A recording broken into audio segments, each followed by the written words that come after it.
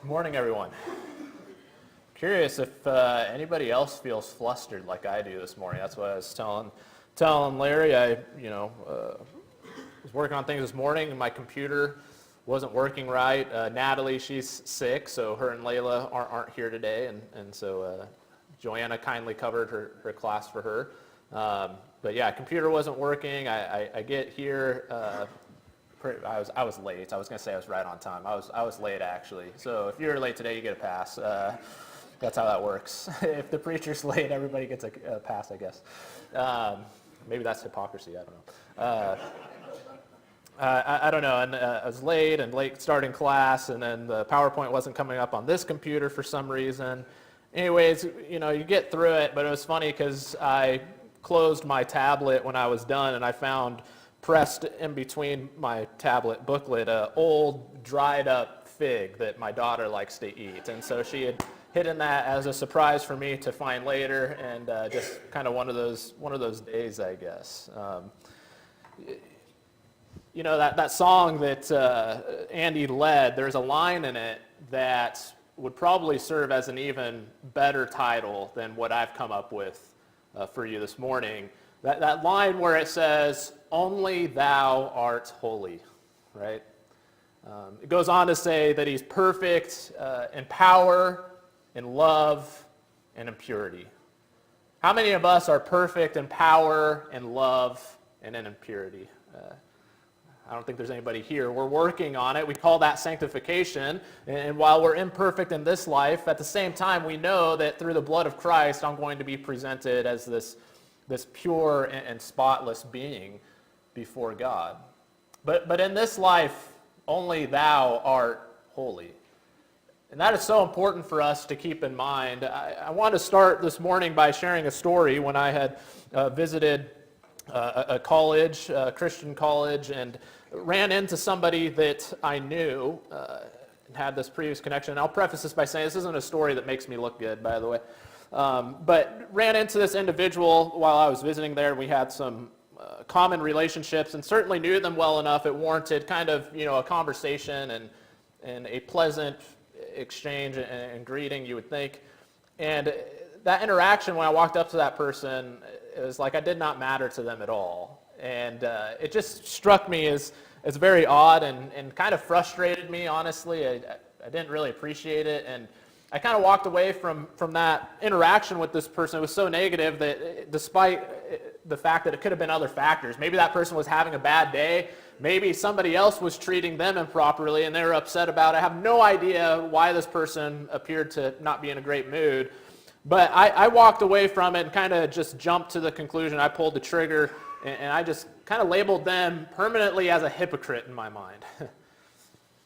And what's actually ironic about that is that years later, about 5 or 6 years later, I sat across from a table with that same person.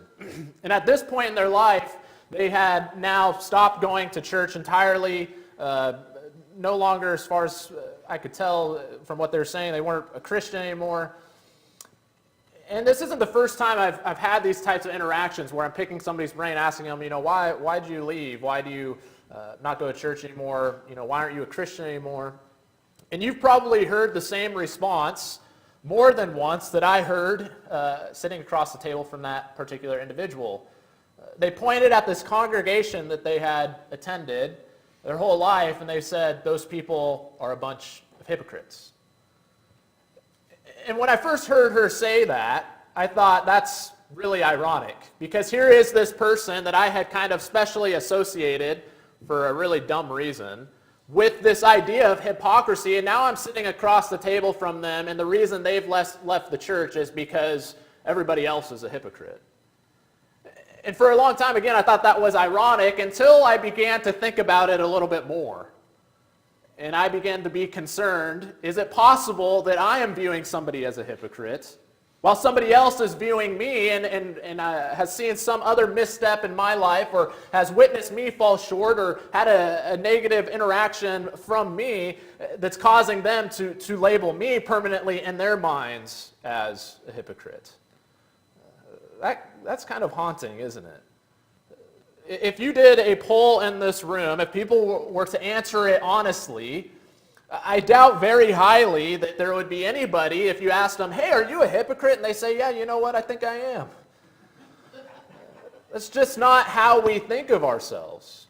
And so if we go off of what everybody else says about themselves, guess what? There's no hypocrites in the world, and so we're fine.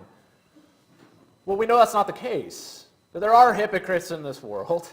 And you know full well that we have witnessed hypocrisy in the church, but we should also contemplate the fact that we have all participated in that same hypocrisy as well. My concern, though, is that this word and this label that we give to people, it becomes kind of this standby excuse.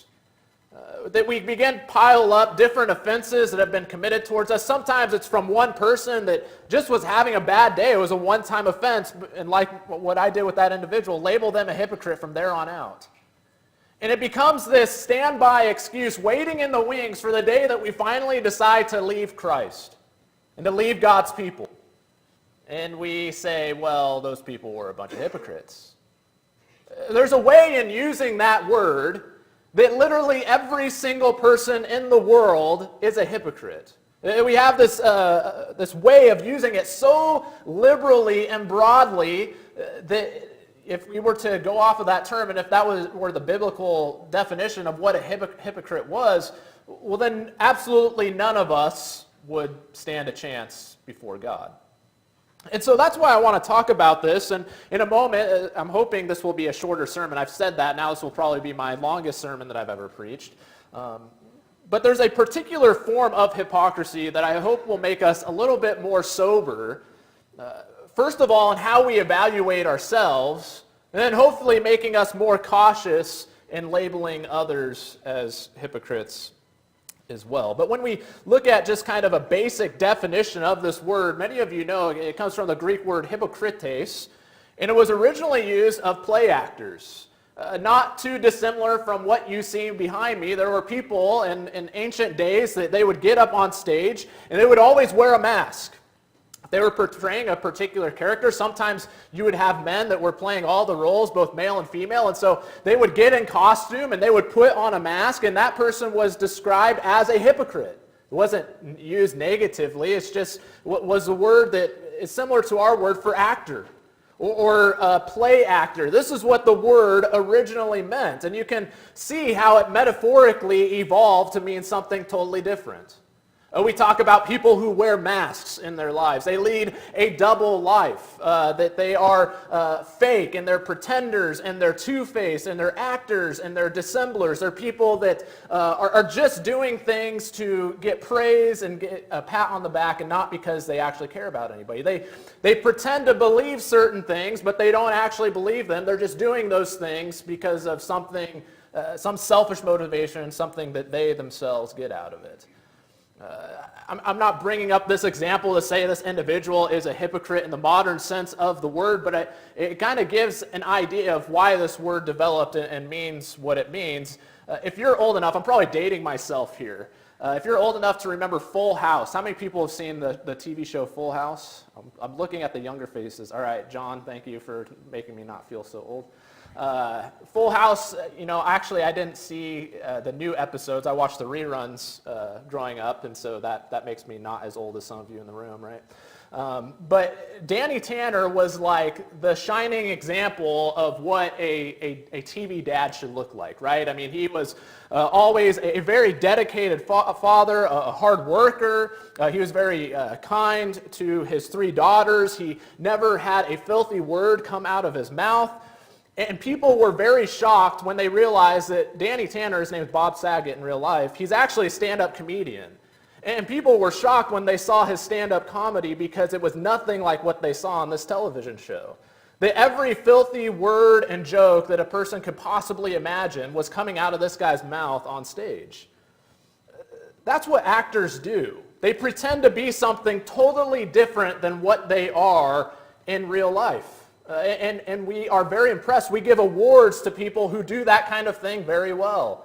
You think about Heath Ledger, and a lot of people consider his turn as the Joker in The Dark Knight as one of the best acting performances that there ever was. The reason they consider it so great is because it was nothing like what he was in real life. If that's how he was in real life, that would be a very scary, scary thing, right?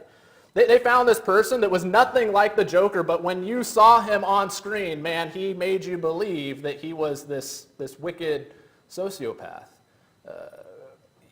This word, metaphorically, that's kind of what it means, right? It means that you have somebody that will do something that is totally different than who they actually are. That they will proclaim beliefs and things that they don't actually believe, but they are willing to do it if they're being paid a certain amount of money, if they receive a certain amount of accolades and praise and pats on the back. That is kind of what this word means. It means somebody that is fake, somebody that is pretending. And we see that this kind of thing happens in religious society all the time. This is a human problem, but it stands out most in a religious context where people are proclaiming God's ideals and claiming to live up to them, and then when you see that they aren't, that can become a very shocking thing. And what we see is that this word hypocrite, it's used in a couple different ways, the way that Jesus uses it. The people that stand out the most when we think about what a hypocrite is the Pharisees. Jesus rails against them in Matthew chapter 23, and he talks to his disciples, and he's telling them, do and observe whatever they tell you, but not the works they do. For they preach, but do not practice. They were known for proclaiming all sorts of things, but when you actually looked into their life, when you actually watched what they did on a daily basis, they were not actually living out the things that they were teaching. And we've all been guilty of that from time to time, but this was particularly excessive because they were claiming to be one way. They were claiming to be perfect and to be the standard of righteousness when they were also holding people to this unrealistic standard of righteousness that they themselves were not keeping up with. And so, again, naturally, a hypocrite is somebody that doesn't practice what they preach. That's probably the most common way that the word is used today. And you see this take place also in Matthew 23, where Jesus is again rebuking them. He uses this word often in this text. He says, "Woe to you, scribes and Pharisees, hypocrites! For you tithe mint and dill and cumin and have neglected the weightier matters of the law, justice and mercy and faithfulness. These you ought to have done without neglecting the others." You see, the way Jesus uses the word hypocrite here, it's somebody that majors in the minors and minors in the majors, if you will. It's somebody who puts all their emphasis on things that are right, but they are comparatively smaller to the things that they are failing to do. And they take these itsy-bitsy, tiny little things, and they make them a really big deal, and then they take the things that are a really big deal, and they make them insignificant, and they totally neglect them in the way they live their lives. Jesus uses the imagery. He says that you strain the gnat and you swallow a camel. That's what he says. You imagine somebody trying to pick out a little tiny gnat out of their coffee, and they're totally fine with slurping down the entire camel that's sitting in their mug. This is how Jesus describes hypocrites. And none of that is a surprise to you. All of you understand this, but one thing I want to pause and say before we move on and look at a third definition, I want us to understand that Jesus doesn't use this word hypocrite casually. He doesn't use it liberally. He doesn't use this of people who had one disagreement with him one time. He doesn't use this of somebody who has, he witnessed them do one thing wrong, right? This isn't Jesus like lurking in the corner, waiting in the shadows, waiting for the almost perfect Pharisees to finally make a mistake so he can jump out and say, hypocrite. That's not how Jesus uses this word. He uses it to describe the Pharisees because this was a pattern of behavior. This was a cultural problem within this sect of Judaism. And they were taking people and converting them and turning them into hypocrites as well. And it became this thing that kind of spread like cancer. But I want us to understand that Jesus is not liberal in this and the way that he uses this. And I fear that the way we use this word, that all it proves is that we're capable of going over somebody's life with a kind of fine-tooth comb, right? That we are able to observe somebody's life close enough to where we can finally find one area that they are falling short, and now that person's a hypocrite in my mind. Again, this is not the way that Jesus uses this word. We all have sins. We all are imperfect. But he uses this to describe the Pharisees because this was a cultural problem, and yet they thought that they had it all figured out. All that being said, while you are not surprised by any of that, one way that Jesus uses this word in Matthew chapter 6 would be surprising and should shock us as Christians today. I want you for a moment to think about whatever actions it is that if you saw somebody carrying them out, you'd say, that is a really good Christian. Maybe it's somebody that gives generously to the poor on a regular basis, and they give them money in large sums, right? Maybe that's somebody that you looked at as being particularly religious or spiritual or close to God. Or maybe imagine somebody that prays elegantly, that every time that you hear them pray, it's just like, wow, they must have this really close relationship with God, because I don't pray like that, and the way that they pray is just, it's beautiful to listen to. And they pray so fervently, and they do it seemingly on a regular basis. Or imagine somebody that fasts on a regular basis.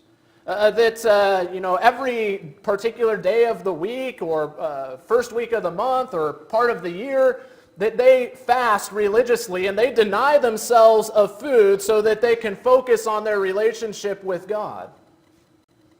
It's very interesting when you read Matthew chapter 6, Jesus describes all of those behaviors and describes those types of people in this context as behaving like hypocrites. That's shocking. In Matthew chapter 6 and verse 2, if you read that with me, in Matthew 6 and verse 2, he talks about, when you give to the needy, sound no trumpet before you, as the hypocrites do in the synagogues and in the streets, that they may be praised by others. Truly I say to you, they have received their reward. In Matthew chapter 6 and verse 5, he says, when you pray, you must not be like the hypocrites, for they love to stand and pray in the synagogues and at the street corners, that they may be seen by others. Truly I say to you, they have received their reward. In Matthew chapter 6 and verse 16, Jesus says, when you fast, do not look gloomy like the hypocrites, for they disfigure their faces, that their fasting may be seen by others. Truly I say to you, they have received their reward. If I describe to you somebody that gave generously and regularly, that prayed elegantly and fervently to God on a regular basis, if I describe to you somebody that also fasts regularly as well, denies themselves of food, and I said at the end of that sentence that individual is actually a hypocrite, you'd say, well, that must be because they have some other hidden sin in their life. And you'd be partially correct. Except it's not some dark skeleton in the closet like what we would normally think of. It's not somebody who has some sort of rampant immorality present in their life. It's not somebody they're not a hypocrite because they've committed adultery against their spouse. Jesus says that they're actually hypocrites in the way that they do these things. That when they give, that when they pray, that when they fast, they do it in such a way that makes them a hypocrite. And so this is really sobering, because what I want us to understand is an aspect of hypocrisy that I hadn't considered really much until recently. And I heard somebody make the point I thought was a pretty good point. That while we often think of a hypocrite as somebody who says one thing but then is just doing completely the opposite. We think of a hypocrite as somebody who goes to church regularly, but the rest of the week they are just living completely wicked lives. While that's true, and that is a way in which Jesus uses this word, he uses the word here in a completely different, I think, more sobering sense. Where he says essentially that a hypocrite can do all the right things. And they can be abstaining from that blatant immorality that we're talking about.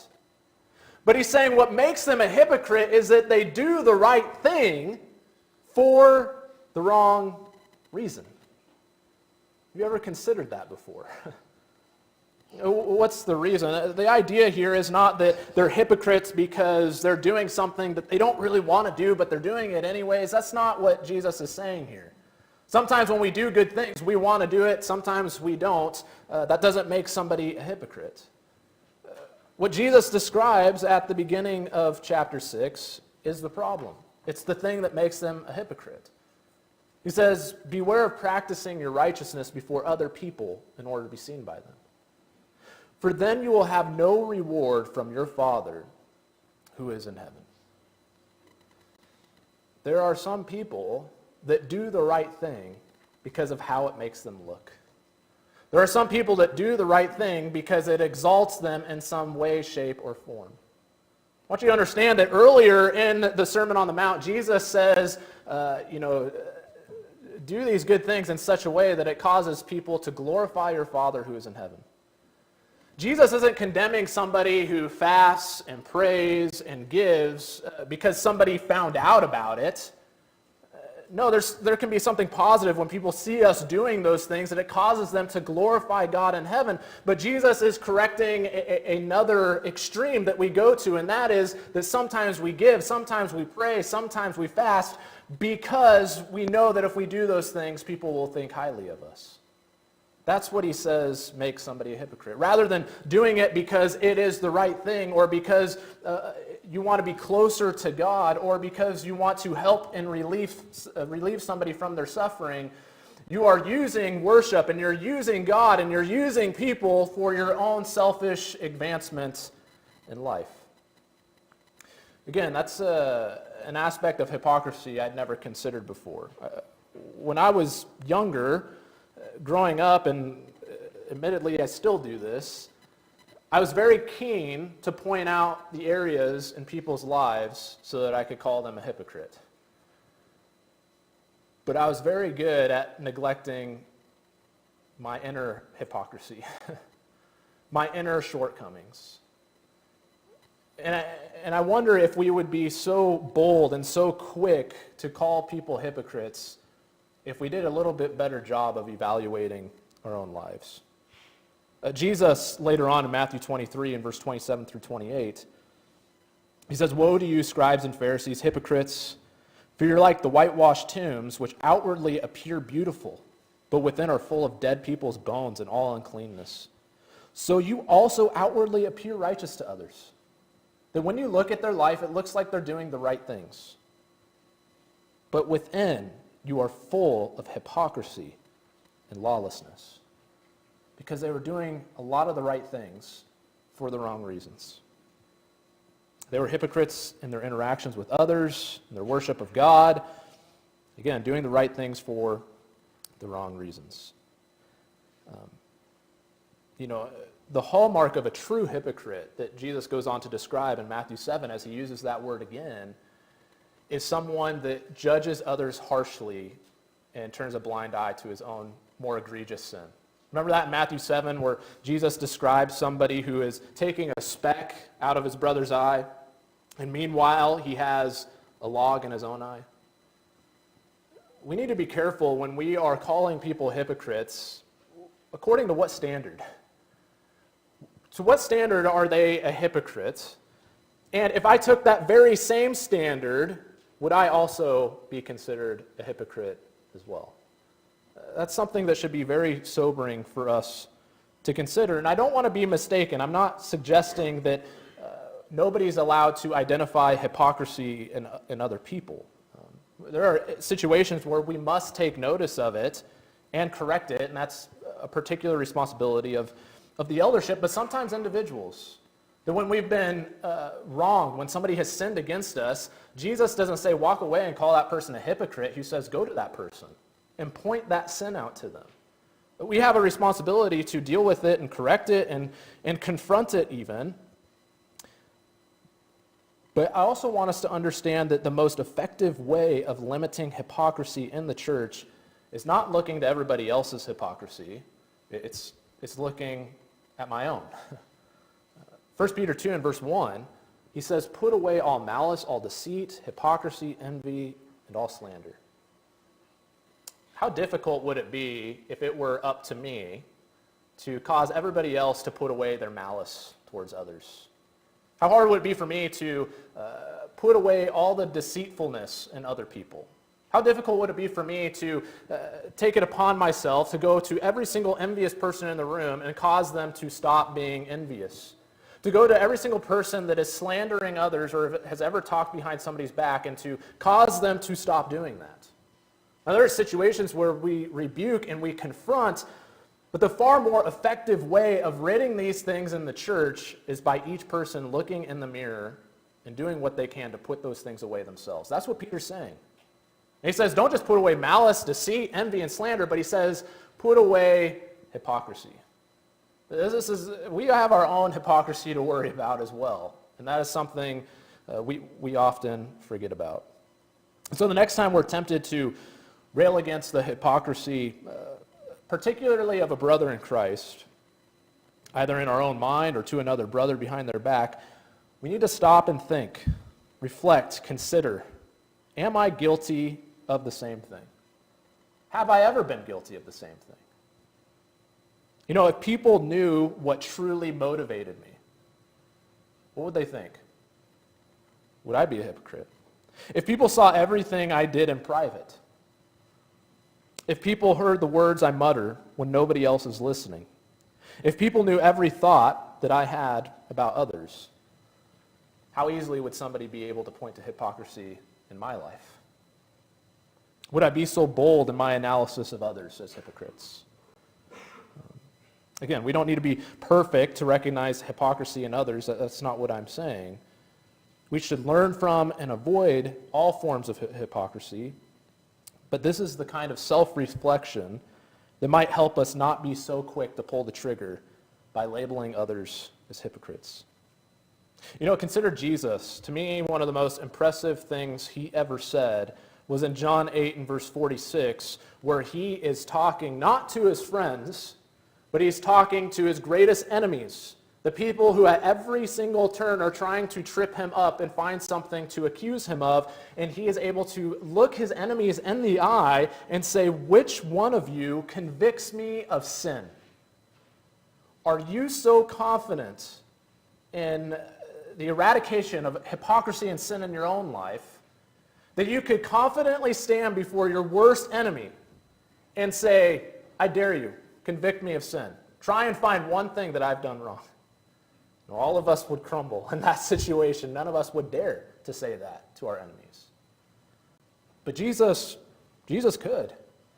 He's the only one that could, because he's the only one who knew no sin. He's the only one that was innocent. And the silence of the Pharisees in that context is a testament to his innocence.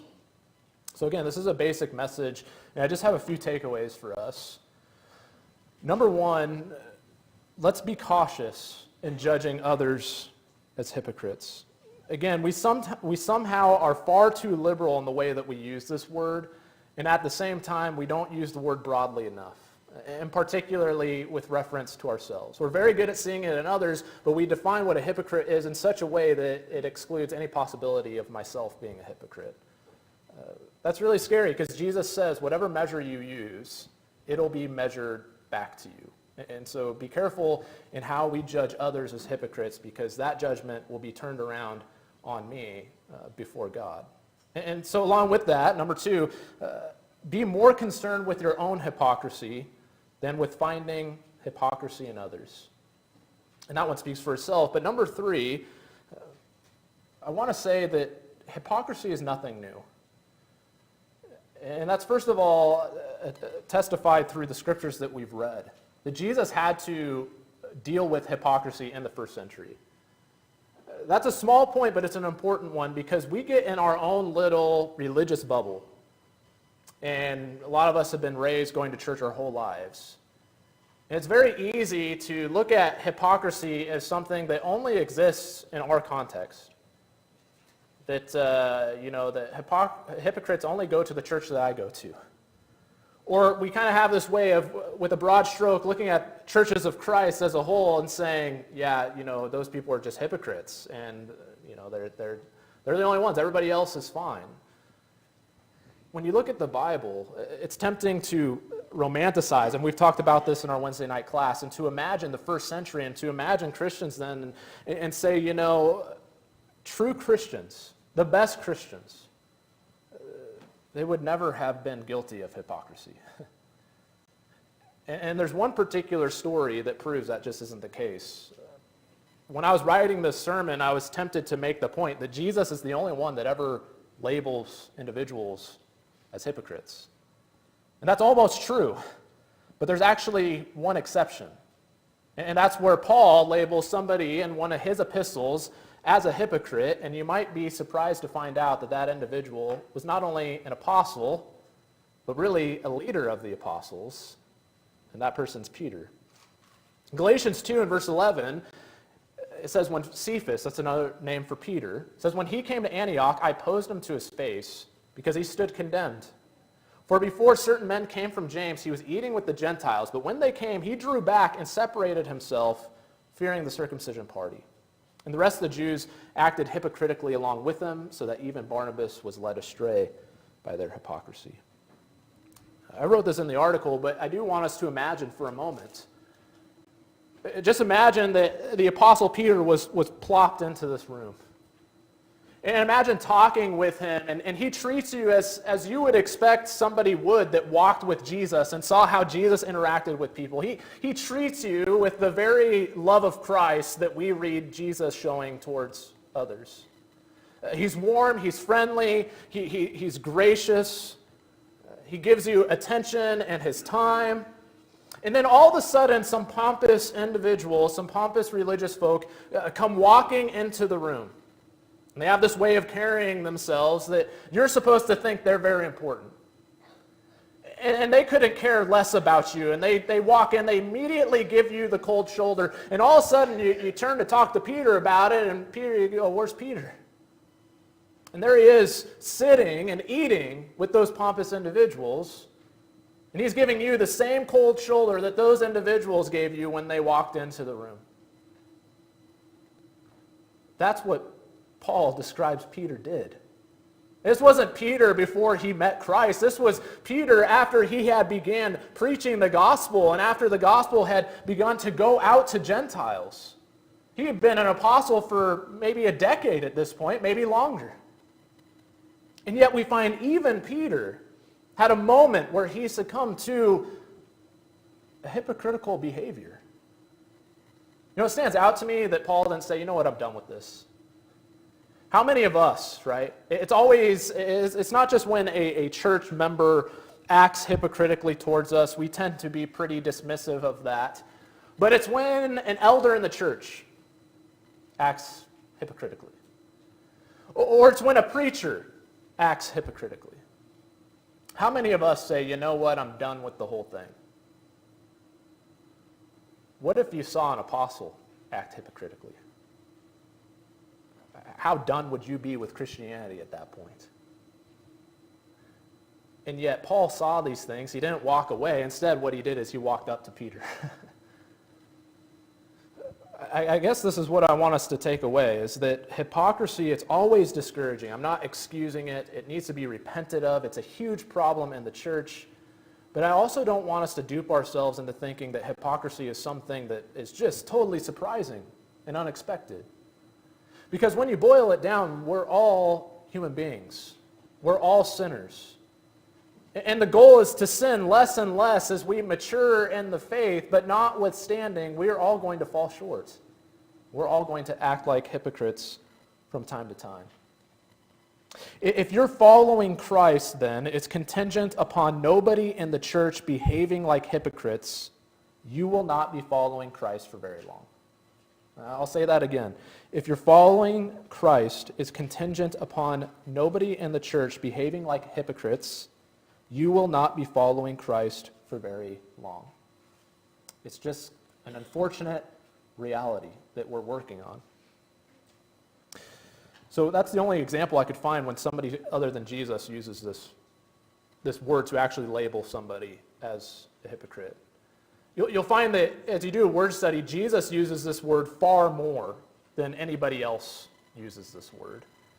And maybe that's fitting, because Jesus is the only perfect human being who's ever walked the face of this earth.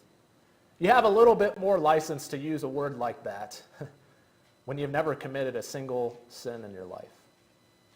I would encourage you that if you are looking for someone who's never committed any hypocrisy in their life, don't look to me. Don't look to the left or to the right. Don't look to the elders. There's only one person you can look to, and that's Jesus. He's the only one that it can be said of that he knew no sin, and yet he became sin for us.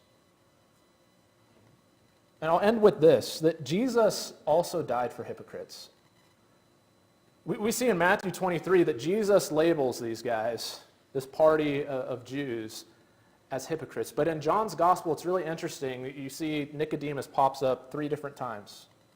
The first time he's going to Jesus by night and he's questioning him about who he is and what he's teaching. The second time, Nicodemus is kind of on the fence and he's hearing others talk about Jesus and what they would like to do to him, and he's trying to kind of get them to think twice about what they're about to do. But you want to know the third time that Nicodemus, the Pharisee, the one that was part of the party that Jesus labeled as hypocrites, do you want to know the third time that we read about him?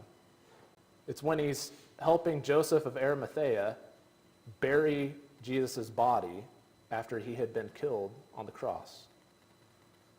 When we label people as hypocrites, don't forget that Jesus also died for hypocrites.